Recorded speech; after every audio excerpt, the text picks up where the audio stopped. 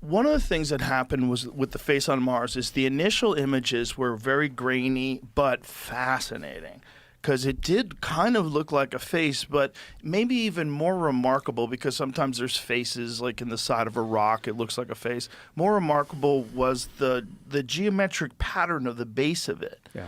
And so I kind of dismissed that when the second images came out. So this is the original image. This is the original image that freaked everybody out. Yeah. They were like, oh my God, there's a face on Mars.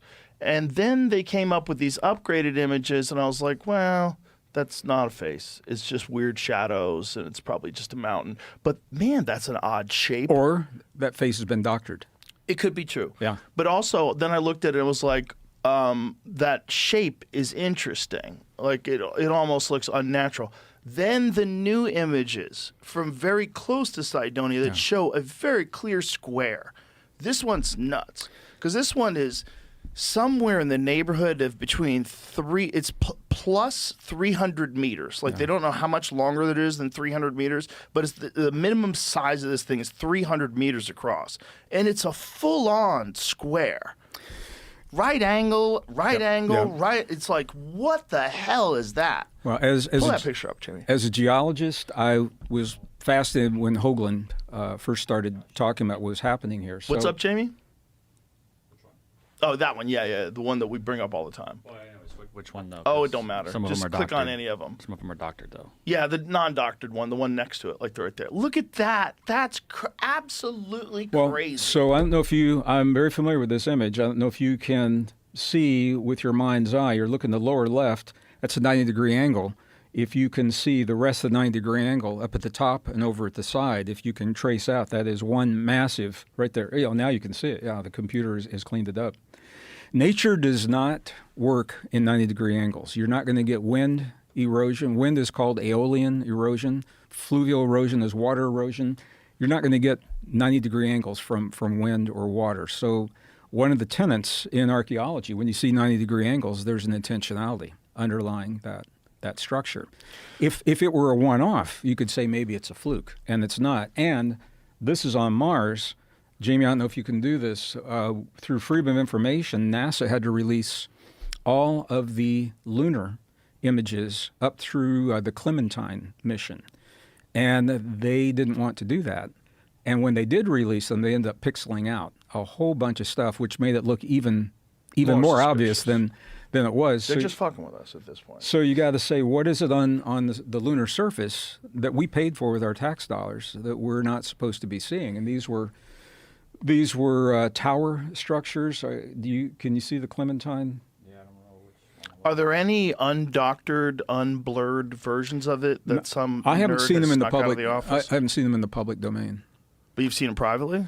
No, but what I'm saying is through Freedom of Information, Right, but have you ever seen the undoctored forced, images? No, what they were forced to release. Why in the world would they be pixelating the images that are on there that actually make them look even more obvious than they are? So what we're seeing, what Hoagland was talking about, what you're seeing on Mars is not happening in a vacuum. It's happening. We're seeing the same thing on the lunar surface to varying degrees. On Mars, there were 3-sided, 4-sided, 5-sided pyramids. Look at the one in the upper right-hand corner. That's odd. I think it's the same thing. Yeah. Yeah, that's very odd. So here's the kicker.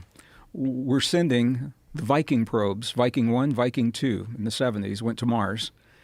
19,000 images were captured from the orbiting part of the mission. The other craft landed on the surface, and I can just imagine being on the surface seeing this. It's like this thing is like a spider comes down a cloud of dust, and this little tube pops up, and some sticky dental floss stuff shoots out, and then they reel it in to collect dirt and microbes, and they reel it into broth because they're looking for evidence of life on Mars, and it's happening next to massive monuments and geometric structures that are now dated about 50,000 years BP, before present. So they're looking for microbes and signs of life next to the most massive signs of life that you could imagine. These, you said they're dated to 50,000 BC, these structures? BP, before present. Before present, yeah. So how do they know that? Those were when the Cydonia mission, that's the Cydonia scientists are estimating 50,000 years, and the same with the lunar. I mean, I'm But hesitating. the Sidonian, how do they estimate that? If they're using probes from that far They're away, using like, probes, and I think geologically they're using it's relative dating. You know, they're looking at strata and things like that. And from the lunar sites, you know, they brought back samples. And yeah, I'm hesitating because I don't know how deep you want to go with all this. But as deep as you want. well, the samples that came back from the lunar surface had traces of metals that do not occur naturally in nature. Naturally in nature, they are the product of advanced machinery. And What metals are these? these were metals that came back when they brought back from the Apollo mission, and I think they brought back. Oh, I need to remember the names. That's one Jamie can look up. What the metals were that came back, and they don't know where those metals So came is this from. metals from Cydonia, or is this metals from the moon? This is from the lunar This is from the sites moon. in the craters. So the structures on the moon, how old they think they're the same age as the structures on 50,000 Cydonia? They're estimating 50,000 BP.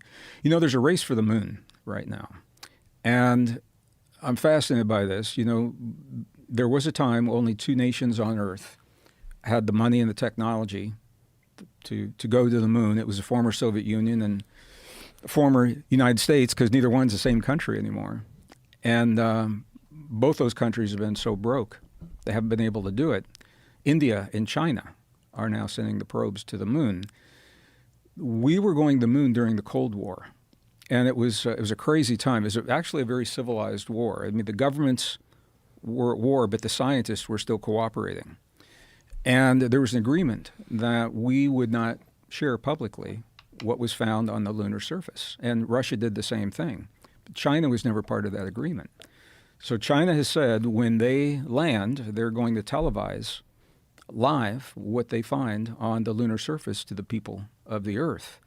My sense, Joe, and this will lead into a whole conversation we're going to have here, I think they'll find the archaeological structures that we know are there, that we've seen in the photographs, the inscriptions on those structures, we're going to be able to read, because there's a thinking that those structures are from ETs from another time, but the evidence suggests they're from us, from a time in our past, a cycle of civilization where we did great and beautiful things by working together until we destroyed one another through war, and that we're repeating that cycle.